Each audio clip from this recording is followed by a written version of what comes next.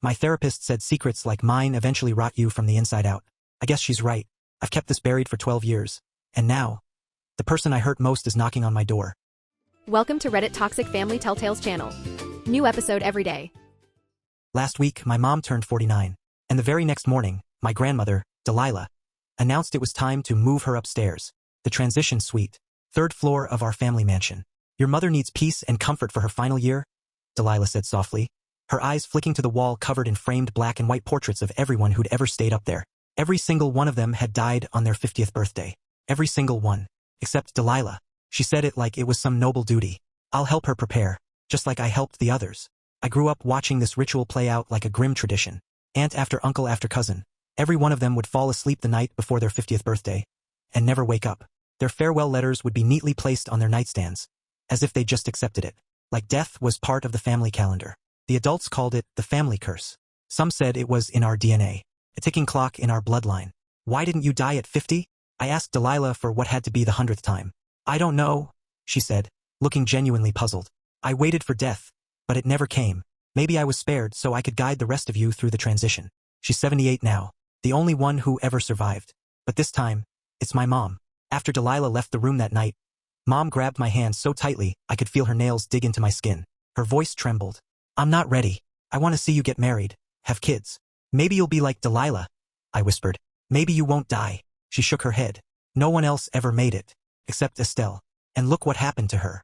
Great Aunt Estelle made it to 51. Everyone thought the curse was broken. Then her daughter dropped dead 2 days later, and Estelle followed the day after that. Delilah said the curse took them both for cheating death. But something about that story never sat right with me. I started digging into our family records, pulling every birth, death, and hospital record I could find. The pattern didn't start until Delilah's generation. Her parents lived well into their 70s. The first cursed death was her husband, on his 50th birthday, right after Delilah inherited the estate. Mom, what exactly happens when people turn 50? I asked one night. They just die, she said. They fall asleep, peaceful. Delilah says she's always there with them. But how could she know it's peaceful? That question stuck in my chest like a splinter. So one night, I crept into Delilah's study and pulled out the old farewell letters she kept meticulously filed in alphabetical order. They were all written in different hands, but they sounded eerily similar. Each person described feeling tired and drowsy in their final days. Every one of them thanked Delilah for her care. I felt my stomach twist. Then I found something stranger. My mom's sister, Grace, was officially listed as dying at 50, but her death certificate had no cause of death, no hospital record, just Delilah's signature as a witness. That didn't make sense. I searched online and found a woman named Grace Calgary in Oregon, age 58. I called the number. Is this Grace Calgary? I asked. Silence. Then, carefully, who's asking? I'm your niece. Everyone thinks you're dead. Good, she said flatly. Let them. I begged her to tell me how she survived. She sighed. I left the night before my birthday. A month before that, I started getting sick. Tired all the time. Foggy. It all disappeared as soon as I left the house. Why didn't you warn anyone? I tried. I told Estelle. Her daughter overheard. She snooped around Delilah's room. The next day, she was dead. I hung up the phone with my heart hammering against my ribs. When I checked on Mom in the transition suite, she was fading. She was paler, thinner, and barely had the energy to keep her eyes open. Delilah had started giving her these special herbal drinks every night. I'm so tired all the time, Mom whispered. But Delilah says it's normal. My body knows it's coming. While everyone was downstairs one afternoon, I slipped into the closet in Mom's suite. There was a locked cabinet.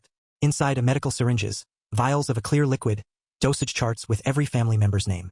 And Mom's was the latest entry. Building tolerance.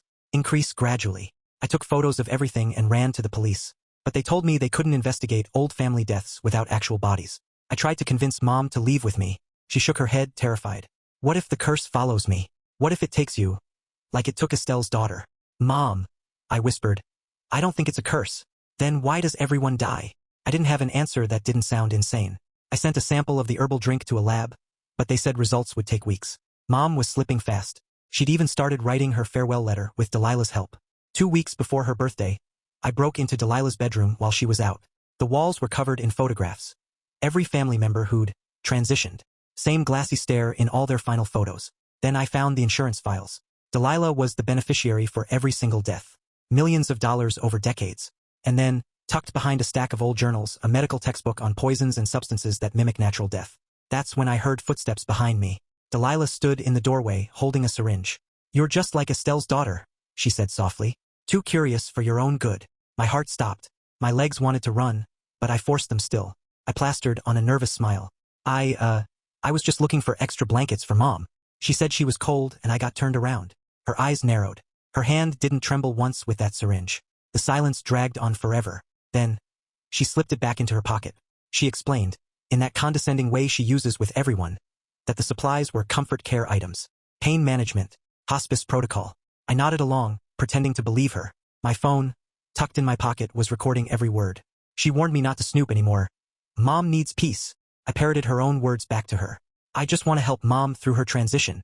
That seemed to calm her down. She walked me downstairs and reminded me that too many visits tire your mother out. The second I got in my car, my hands were shaking so badly I almost dropped my phone. I called Grace. I told her everything, about the cabinet, the insurance, the textbook, the syringe in Delilah's hand. Grace didn't even sound surprised. That's exactly how it starts, she said. She described how the symptoms vanished once she got away. You need to get your mom out. Fast. I told her Mom was terrified. She wants you scared. That's how she keeps control, Grace said. That night, I drove to an all-night coffee shop and parked in the lot, adrenaline buzzing through me. It was 3 a.m., and sleep wasn't an option. I opened the Notes app on my phone and started mapping the mansion from memory. Front door, kitchen door, garden entrance, delivery entrance. I marked where every camera was. I wrote down the housekeeper's schedule, the gardener's schedule, Delilah's book club on Tuesdays. Small windows. That's when I'd have my chance. 2 weeks. That's all the time I had to save my mom. The next morning, I was parked outside the electronics store before the sun even finished rising. The doors opened at 9 o'clock, and I was the first one through. My heart was hammering like I was about to commit a crime instead of just buying a camera. I made a beeline for the security section. A cheerful sales guy appeared out of nowhere, asking if I needed help. I didn't bother making up some story. I just told him I needed a small camera, something discreet and easy to hide. He grinned like that was the easiest request of the day and led me to a display of nanny cams. The one he pointed at first looked exactly like a phone charger. I mean exactly the kind you'd find plugged into any wall. This one's solid, he said, demonstrating how it worked. Records straight to a memory card. You can also connect to the feed from your phone. Perfect. I tested the angles in the store, tilting it different ways to see how much of the room it could capture. The lens was wide enough to cover almost everything if you placed it right. I bought the camera and the biggest memory card they had. In the parking lot, I sat in my car and practiced again, double-checking the settings like my life depended on it. Honestly, it kind of did. If I could catch Delilah on camera giving Mom those herbal drinks, or worse, using syringes, it wouldn't just be my word anymore. It would be proof. Something real. Something no one could brush off as family drama. I pulled up the police department's website and found the detective division's email. I attached every photo I'd taken in Delilah's study, the syringes, the dosage notebook, the insurance policies, the poison textbook, everything. I wrote out the full timeline. I highlighted that Mom's 50th birthday was just 2 weeks away. Then I hit send. Within seconds, I got an auto-reply, *, we're experiencing high case volumes. Estimated response time, 5 to 7 business days. *, I almost threw my phone through the windshield. 7 business days? Mom didn't have 7 business days. She didn't even have 7 normal days. I forced myself to breathe. Panicking wouldn't help. I needed to build more evidence. I needed to be ready. I zoomed in on the insurance policy photos. Uncle James, $50,000. Aunt Patricia, $75,000. Grandpa, $100,000. Each policy listed Delilah as the beneficiary. Every single death certificate had her signature as the witness. She'd been there for all of them. She'd watched them die, signed the papers, collected the money, and no one questioned a thing. Because to everyone else, Delilah wasn't a predator. She was the sweet family matriarch who took care of everyone. That afternoon, I walked back into the mansion with the tiny camera tucked safely in my purse.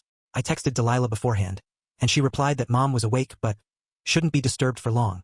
When I stepped into Mom's room, she was sitting up against the pillows. She looked like a ghost of herself. Pale, hollow-eyed, groggy. But at least her eyes were open. I sat next to her and told her I'd been worried. I mentioned carefully that I'd been looking into the family history and some things didn't add up. I didn't want to scare her. Or worse, make her run to Delilah with everything I'd found. Mom squeezed my hand weakly. I've accepted it, she said softly. Fighting the curse only makes it worse. That's what happened to Estelle. I bit down so hard on the inside of my cheek I tasted blood. I wanted to scream at her that there was no curse. But if I pushed too hard, I'd lose her trust completely. So I just held her hand and whispered, I love you. We'll figure this out. She gave me a sad, almost pitying smile, like I was the one in denial. Before I left, I plugged the camera into the outlet near her nightstand. To anyone else, it was just a phone charger. Mom didn't even look at it. My hands were shaking the whole time, but I kept my face calm. The second I got back to my car, I gripped the steering wheel and just sat there, breathing, shaking, thinking. I pulled up my phone again and started searching for private labs that did toxicology testing. I needed answers fast. I found a place advertising 24-hour turnaround times and called. A woman answered, sounding professional but exhausted. I explained what I needed, testing on a drink sample and some unidentified vials. She immediately started talking about chain of custody, legal admissibility, temperature control, sealed containers. I scrambled for something to write on and ended up scribbling on the back of a crumpled gas receipt. Every instruction she gave made the whole thing sound more complicated. But this wasn't just me trying to protect my mom anymore. This was a legal fight in the making. When she quoted the price for a rush test, my heart sank. It would max out my credit card. But I said yes anyway. I scheduled the drop-off for 8 a.m. the next day. I sat there in the dark parking lot, staring at the phone, feeling like I was being crushed under the weight of 100 tiny obstacles. I just needed one damn person to say, yes, this is poison. But apparently that wasn't simple. I drove to a late-night coffee shop, ordered something I didn't want, and opened my laptop. I started digging through elder abuse laws in our state. Dry, endless legal language. But buried in there was something important. Healthcare workers had to report suspected abuse. If I could get a nurse or aide to see what Delilah was doing, their word might mean more than mine. Delilah kept a tight grip on who saw mom and when. But maybe I could work around that. I spent over an hour taking screenshots, jotting down contact numbers. Eventually, I called Adult Protective Services. I knew it wouldn't be fast, but I called anyway. After endless hold music and a maze of phone prompts, a woman finally answered. I told her everything, the so-called family curse, the locked room, the pattern of deaths, the syringes, the insurance policies. I begged her to understand that this wasn't just family drama. She was polite, but I could hear the skepticism. Family end-of-life care situations can be complicated, she said. They'd follow up within a week. A week. I thanked her anyway and hung up, feeling like I was screaming into the void while mom slipped further away. That night, I returned to the house with my key. The minute I stepped into mom's room, I noticed it. Small combination locks now fastened to the medical cabinet. Delilah wasn't wasting time tightening control. She was sitting in her usual chair beside mom's bed, hands folded in her lap, smile sweet as sugar but with that cold glint in her eyes. She needs more rest now, she said smoothly. Too many visitors tire her out. I asked to sit with mom for a bit. She checked her watch before granting me 20 minutes. Mom's hand felt limp and cold in mine. Her eyes were closed, and her breathing was shallow. She didn't even stir when I whispered her name. Delilah's gaze never left me. I could feel it on my skin like heat. When she stood to adjust the blankets, I reached for the nightstand, making sure the hidden camera was still plugged in and angled just right. My pulse pounded in my ears. She turned around just as I moved my hand away. I pretended to be adjusting mom's water glass. Time's up, she said gently, like a wolf wearing a grandmother's smile. She walked me to the door like she was doing me a favor. As I stepped outside, a sick feeling settled deep in my gut. I felt like I was abandoning mom in enemy territory. But at least now, I had eyes in that room. I'm up before sunrise with a plan and a knot in my stomach. On the way to the house, I swing into a drugstore and grab an electrolyte drink that's almost the twin of Delilah's herbal blend. I crack it open in the car, tilt the bottle and study the color. Close, but not quite. I add a splash of water, swirl, check again in the weak morning light. Perfect match. Into my bag it goes, next to a clean sample vial that clicks shut like a little promise. I reached the mansion earlier than Delilah's usual morning rounds. The foyer smells like furniture polish and old lemon oil. I let myself in, heart thudding, and take the stairs 2 at a time to the 3rd floor. Mom's still asleep. The room quiet except for the whisper of the air vent and her slow, shallow breaths. Downstairs, I catch the faint rattle of dishes, Delilah's morning ritual. I move fast. The glass bottle of herbal drink waits on the nightstand like a loaded gun. My hands shake so badly I almost tip it. I unscrew the cap, exhale slowly, and pour the thick brown liquid into my sample container. It glugs out with a viscous slide that turns my stomach. How much of this has mom already swallowed? I seal the vial, shove it into my bag, and swap in the electrolyte look-alike, filling the glass bottle all the way to the rim. Cap back on. A few drops splash onto the wood. I dab them up with a tissue just as footsteps creak on the stairs. I barely jam the drugstore bottle into my bag and step away when Delilah appears in the doorway, eyebrows raised. "You're here early," she says, pleasant on the surface, steel underneath. "I couldn't sleep," I say, keeping my voice casual. "Wanted to see mom before work." She accepts that with a small nod and drifts to mom's bedside like she owns the air in this room. I force myself to leave before my nerves give me away. That afternoon, when I come back, everything feels different. Mom's eyes actually find my face and stay there. She asks me real questions. She remembers my answers. It's like a thin curtain has lifted and I can see her again for the first time in days. Relief hits me so hard I could cry. Delilah slips in, smile tight, gaze sharp. She watches mom track our conversation, then tilts her head. "Interesting," she murmurs. "She seems more energetic today." A beat later, she adds, almost cheerfully, Herbs sometimes need stronger concentrations as tolerance builds. She says it like discussing tea leaves, not dosing her daughter. My skin crawls. I make my face do the agreeable smile thing. Makes sense, I say. My voice sounds normal. My heart does not. Delilah leaves to prepare a fresh batch. And I squeeze Mom's hand, trying to memorize the warmth and clarity in her eyes before the fog takes her again. That night, parked down the street with the windows cracked, I open the hidden camera feed on my phone and scrub through the afternoon and evening. Mostly it's Mom sleeping, Delilah checking in, nothing you could pin to the wall. Then, close to 11 p.m., Delilah walks in holding something small. I zoom as far as the app will let me. She moves to the 4-line with practiced ease. The object in her hand catches the lamplight. A syringe. Small. Clear fluid. Quick push into the line. She does it like she's done it 1,000 times. The camera angle isn't perfect, but it's enough. It's more than enough. I watch it again, and once more just to be sure. Then I save the file, email it to myself, upload it to cloud storage, and copy it to a USB in my glove box. If anything happens to my phone, this evidence survives. The next morning, I sit across from an elder law attorney. My laptop open, my files lined up like soldiers.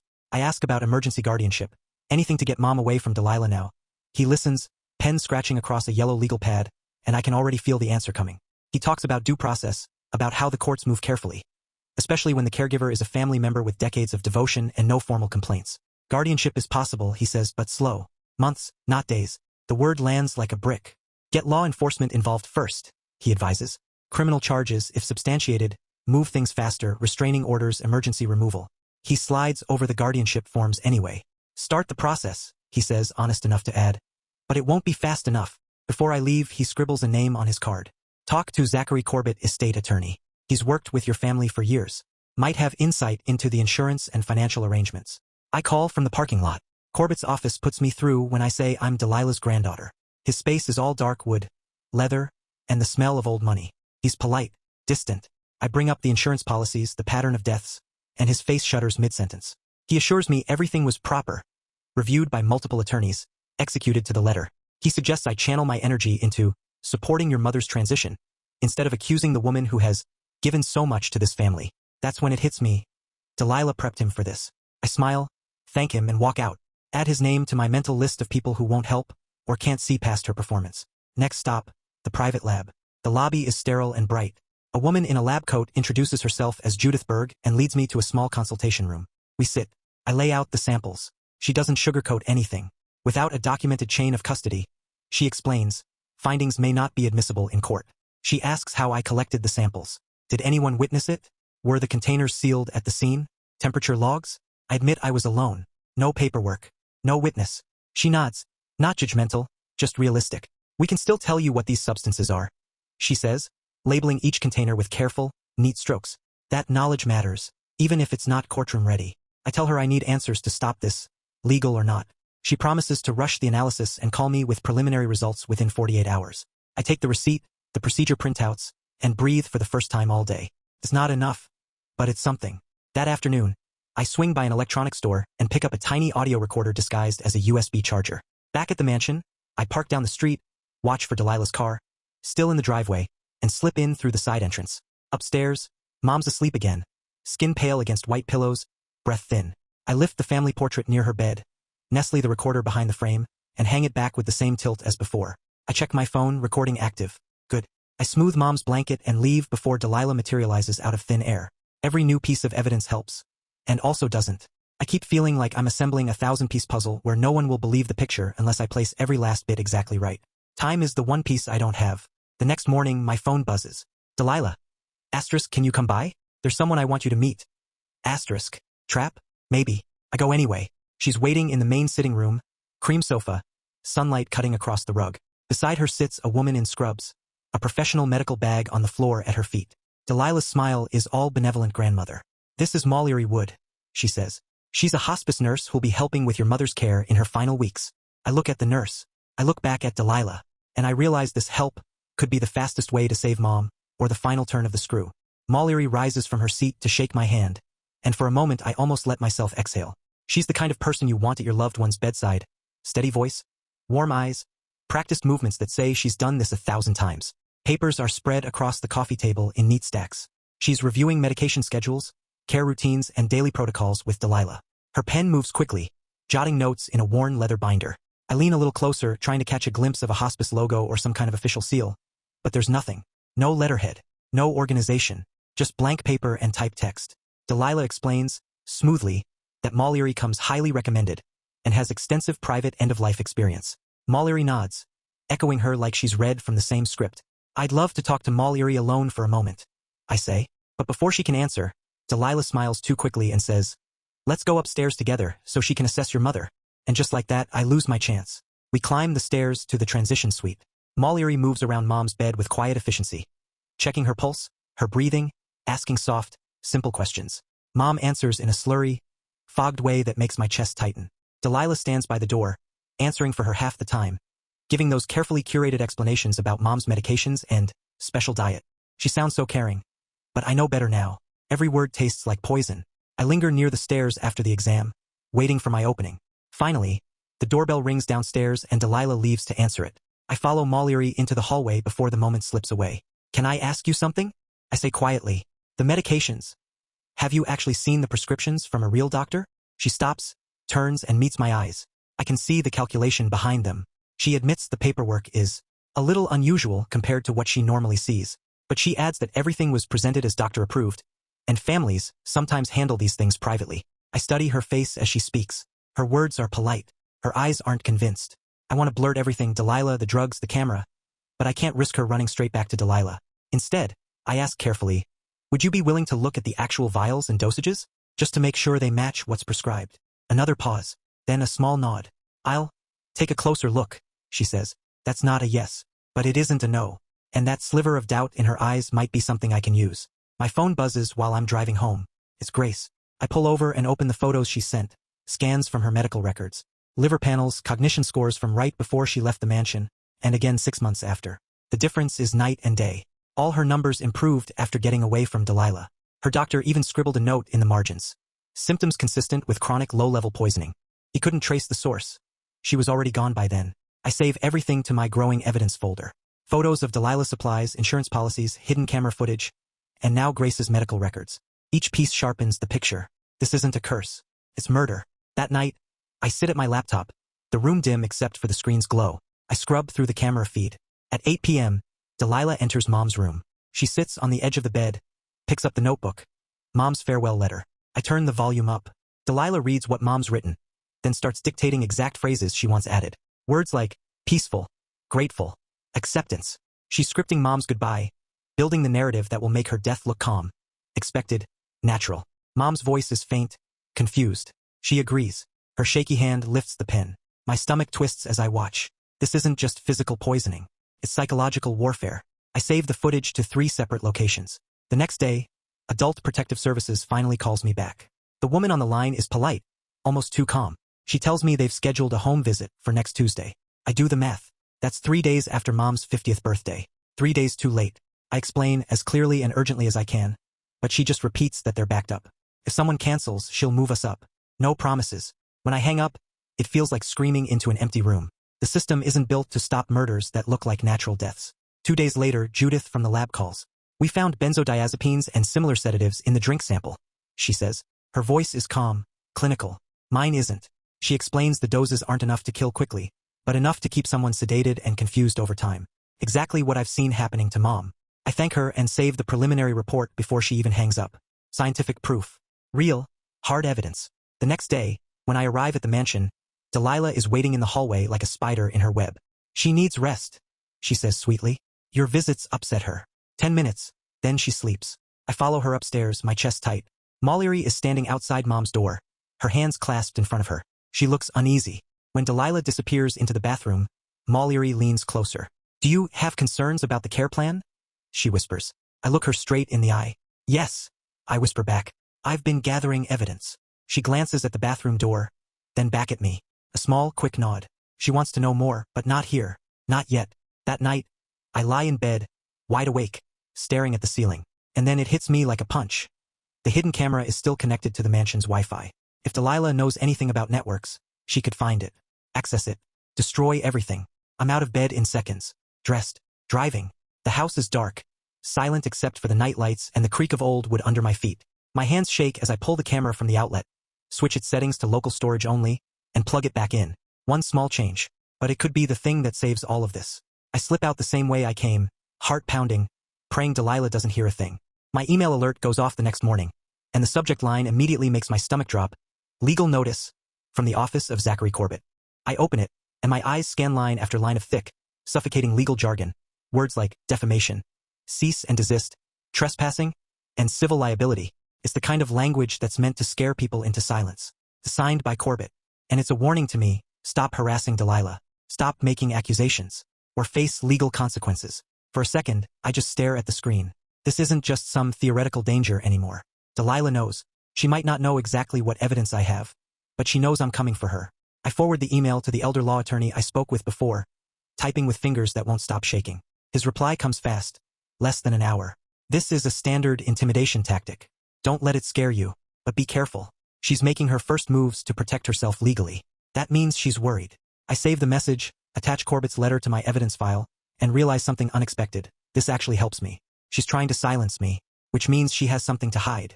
The next morning, my phone lights up with a call from Judith. Her voice is calm, but there's a weight behind it. The full analysis is ready, she says. I think you should come in. There's a lot. I drive over immediately. In her office, Judith spreads out several pages of dense, highlighted lab reports across her desk. She traces a line with her finger, her tone careful but firm. The vials contain multiple sedatives, benzodiazepines mixed with other drugs. They work together to depress respiratory and heart function over time. Not enough to be obvious. Enough to kill someone slowly. I feel my stomach tighten as she explains how daily exposure builds dependence and weakness, until one night, the person just stops breathing. Peaceful. Natural. Or at least it looks that way. She shows me the dosage levels found in mom samples. At this rate, this amount would be fatal in weeks. I grip the edge of the chair. Weeks. She prints everything, stamps it, signs it. Real hard science. Not just my suspicions. Not just whispered fears. This is evidence. I thank her, take the packet, and sit in my car for a long time just breathing. Or trying to. I pull up the police department's website on my phone, find the non-emergency number, and hit call. Dispatcher, a woman says. I keep my voice steady. I need to speak to a detective about a potential serial poisoning. She puts me on hold for what feels like forever. When someone picks up, it's Detective Fletcher Ridley. Calm voice. Professional.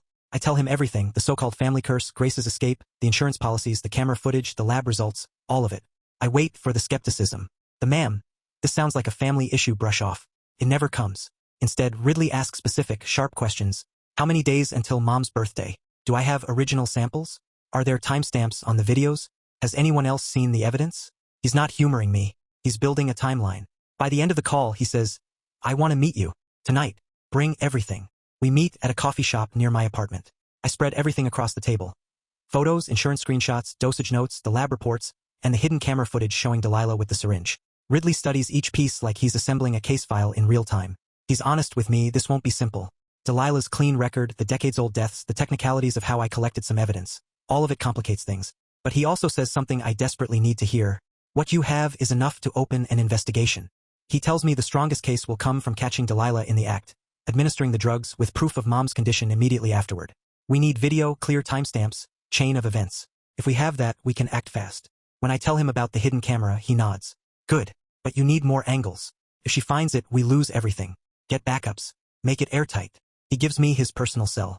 If she tries anything, call me. No hesitation.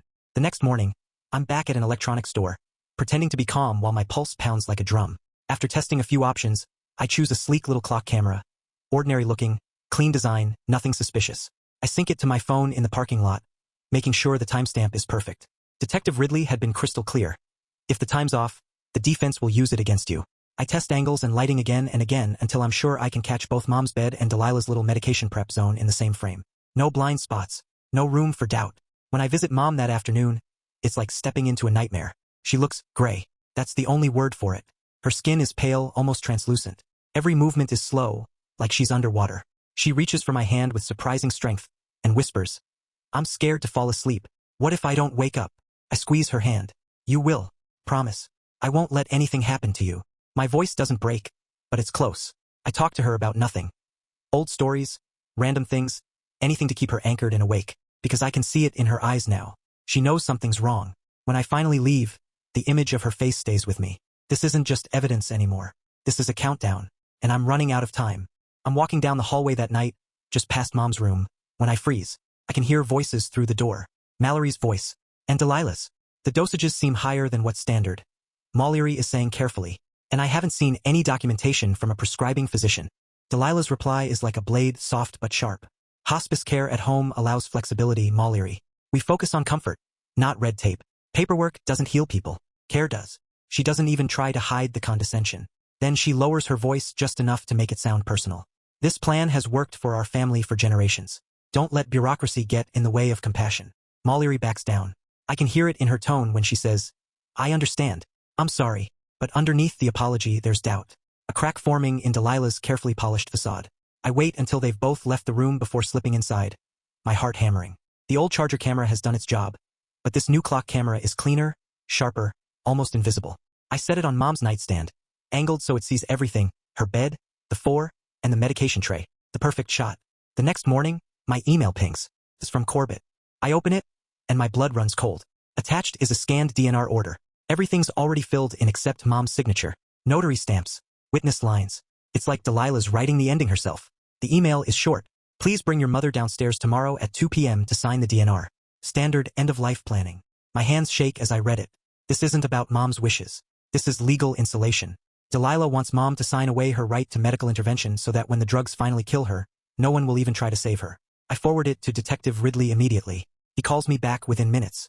If she signs that DNR, it complicates everything, he says. It'll make her death look like it was expected. Like she chose it. I can hear the tension in his voice too. He knows exactly what this is. I spend the rest of the morning frantically calling around for a capacity assessment doctor. Someone who can determine if Mom is mentally competent to sign anything. I find one. His website mentions elder exploitation cases, undue influence, legal documentation. Perfect. I explain everything, the drugs, the confusion, the pressure. He agrees to come tomorrow afternoon and promises a private, 30-minute evaluation. For the first time in days, I feel a flicker of hope. But 2 hours later, he calls back, voice tight with frustration. They wouldn't let me through the gate, he says. Someone told me there's a flu outbreak, and no visitors are allowed. I explained I'm a physician, but they refused access. I can reschedule for next week, but without cooperation, my hands are tied. I thank him, though the words feel bitter in my mouth. Delilah must have found out. She's not just reacting anymore. She's blocking every move I make. That afternoon, Judith calls with the hair analysis results. Her tone is clinical but urgent. Your mother's hair shows exposure to sedatives over at least 6 weeks, she says. The levels steadily increased. It's exactly what we'd expect if someone was building tolerance before delivering a fatal dose. She's careful to mention chain of custody limits since I collected the samples myself, but the science is clear. Strong enough, Ridley says later, to support a warrant. We just need one last piece. Direct footage of Delilah actually doing it. The next morning, I go to a medical supply store. I feel like a soldier suiting up for a war no one else can see. The clerk shows me a tiny GPS tracker, barely the size of a quarter, made for dementia patients. I buy it, take it to my apartment, and stitch it into the inner lining of Mom's bathrobe. If Delilah tries to move her, I'll know, no matter where she goes. When I drive past the mansion boundary, my phone pings with the geofence alert. It works. 2 days of footage pile up from the clock camera. I review it obsessively, scrubbing through long stretches of nothing. Mom sleeping, Delilah reading her endless books. And then, it happens. 11 a.m. on the dot. Delilah walks in, syringe in hand, perfectly framed in the camera's view. She moves to the 4-line like it's routine. Injects the clear fluid. It's all there, her face, the syringe, the timestamp. Within minutes, Mom's eyelids droop, her words slur. Delilah leans close and starts asking about the farewell letter. The one she's been coaching her to write. The timeline is clean, precise, undeniable. I call Ridley before the video even finishes playing. My hands are shaking so badly I almost drop the phone. He answers on the second ring. I send him the secure link. He watches. This is it, he says when he's done. This is exactly what we needed. The direct evidence. Clear footage. Timestamps. It's no longer just a theory or a curse or a gut feeling. It's proof. And for the first time in this entire nightmare, it feels like Delilah is about to lose control. Detective Ridley calls me just after sunset. His voice is steady, but I can hear the weight behind it. I'm submitting everything to the judge first thing tomorrow morning, he says. The footage, the lab reports, the insurance documents, Grace's testimony. He explains that it's enough for an emergency warrant to search the property and seize Delilah's medical supplies before she can make them disappear. Once the warrant's signed, things will move fast, he warns me. And Delilah's going to know exactly who exposed her. When the call ends, I just sit there on the couch with my phone in my lap, heart pounding so loud it almost drowns out everything else. It's finally happening. After years of watching people in my family die on their 50th birthdays, after weeks of quietly collecting evidence while everyone else ignored the truth, something real is being done. Sleep doesn't come that night. I keep checking the GPS tracker app on my phone every hour, watching the tiny blue dot marking Mom's bathrobe. It stays inside the mansion the whole time. And then, at 7:15 a.m., a text lights up my screen. Warrant approved. We're moving in 30 minutes. Ridley. I grab my keys and drive, parking far enough down the street that Delilah won't see me. 10 minutes later, 2 unmarked cars pull up to the gates. Officers get out, Ridley at the front. Security tries to hold them off, but the second they're handed the paperwork, the gate opens. My hands are gripping the steering wheel so hard they hurt. I can't hear what's happening from where I sit, but I see the officers moving quickly through the front door. Minutes later, Ridley reappears with a nurse and 2 paramedics carrying a stretcher. They're heading for the 3rd floor. It's everything I wanted, to have real professionals intervene before Delilah could give Mom one last dose. But as they carry the stretcher down, my breath catches. It's her.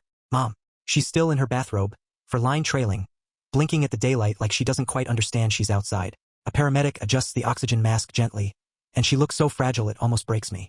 But she's alive. She's awake. And for the first time in weeks, there's a future beyond her 50th birthday. Then Delilah steps out. 2 officers flank her, but she doesn't fight, doesn't protest. She walks down the steps with that same calm, porcelain smile she's always worn. Like this is just another tea party and not the unraveling of everything she's built. That look, that smile, scares me more than if she'd screamed. I finally step out of my car. Ridley spots me and meets me at the gate.